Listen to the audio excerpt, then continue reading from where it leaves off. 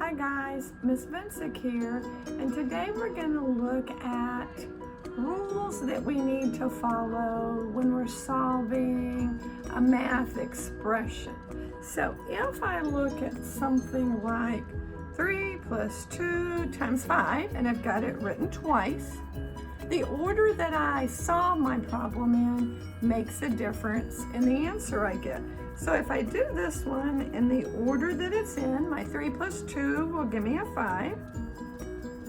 And then I have 5 times 5, which will get me to 25. If I do it in a different order and I do 2 times 5 first, I end up with 10. And then I have 3 plus 10, and my answer is 13.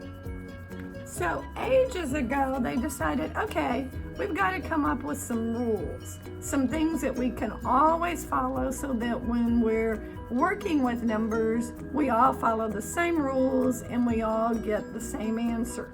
Sometimes they call that order of operations, the order that I'm going to do my operations in, my add, subtract, multiply, and divide. Sometimes they call it PEMDAS. So if you look at the page where we're adding to our journals, you'll see these little boxes where I've written PEMDAS. And again, sometimes we call it PEMDAS. Sometimes we call it order of operations. A silly way to remember that PEMDAS is, please excuse my dear Aunt Sally. And so if I look at the first letters of the please excuse my dear Aunt Sally, I end up with PEMDAS. So it kind of helps me to remember it. Again, just silly, please excuse my dear Aunt Sally, and that helps me to remember. P for please, excuse with an E, my dear Aunt Sally. Now, where I have the P, that stands for parentheses. And so my parentheses can be any kind of grouping symbol around something. It might be parentheses, it might be brackets. My exponents are those little numbers that we write that are kind of up in the air, and we'll talk about those in just a second. Then I hit my multiply and divide. I do that from left to right. And then I hit my add and subtract, and I do it from left to right. So normally when I'm starting to work one of these problems, I write down my PEMDAS, and I write it the same way that we put it in our journals, because that can kind of help me to remember my order. So my first thing I'm always going to do is to check for anything that has parentheses or brackets around it. So if I had something like 5 plus 7 minus 2, and this part was in parentheses, my parentheses would always come first. I would do the 7 minus 2 first. And that parentheses includes it, whether it's parentheses or brackets, that always comes first. My second step are these things called exponents, and we saw some of our exponents when we were finding the factors of a number, like prime factors, in 5th grade. You won't ever have any exponents in your expressions that you're solving, but I want us to know that that would always come second. Again, an exponent is something like 5 to the 3rd power. The exponent is that little number kind of floating up in the air. It really means 5 times 5 times 5. And again, we won't see exponents, but I want us to get used to looking for them and just knowing that that would come second. My third step, and these are equal, is the multiply and divide. I don't necessarily multiply before I divide. I multiply and divide in whatever order they're in from left to right. So for an example, if I had 9 divided by 3 times 2, and I'm to my third step, I'm to the multiply and divide, but I'm going to do it from left to right. They're equal. Multiplication and division are exactly equal. I would do the division first because they're both in my third step. I go from left to right like I would read a book. So that takes care of my multiplication and division. My last step, and again, they're equal too. My last step is my addition and subtraction. And again, I add and subtract from left to right in the order that they're in. So my addition and subtraction comes last. But again, if I had subtraction first, 9 minus 4 plus 2, they're all in the same step. They're all in my fourth step. So I would do the subtraction first because it's going to go from left to right. Now, best way for us to learn these is to just practice them. So good time for you to watch me start one, maybe pause the video and then try some on your own. So again, I'm going to write down my PEMDAS. Please excuse my dear Aunt Sally. Parentheses, exponents, multiply, divide, add and subtract. And normally, guys, I underline the part of my problem I'm working on because it kind of helps me to keep it organized. If I try to do it all in one step, I usually end up making some mistakes.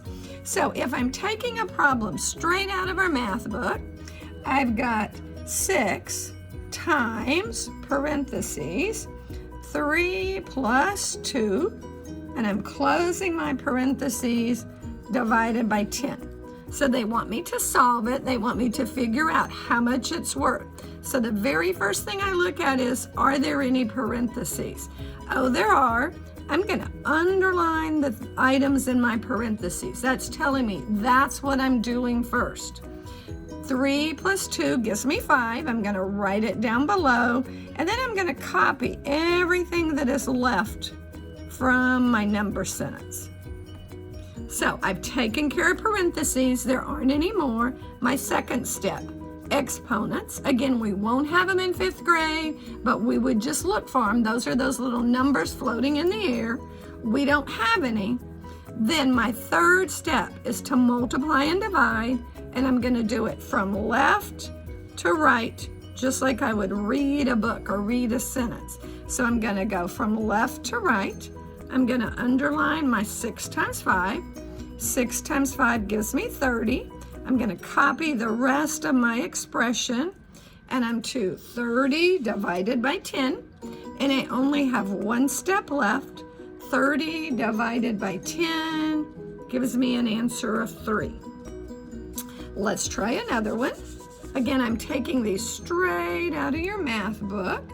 So what if I had 12 minus, parentheses, 3 times 3 plus 11? Again, my first step, look for parentheses. Oh, I have some. I'm going to do that first. I'm going to underline that part. I've got 12 minus my parentheses, 3 times 3 gives me 9, plus 11. So I solve the part I'm underlining, and then I copy the remainder of my expression of my numbers down. I don't have any exponents. I don't have any multiplication and division. I'm to add and subtract, but I'm going to do it from left to right. So from left to right, I'm going to do 12 minus 9, and I'm going to write down below it. That gives me a 3, plus 11, and I'm to the last of my problem.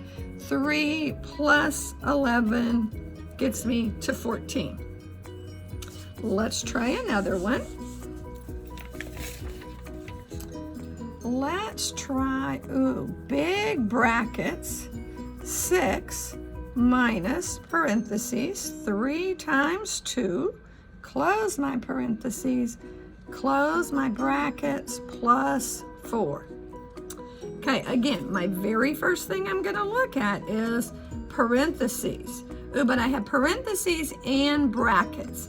If I have both, I'm going to work from the inside of my expression out.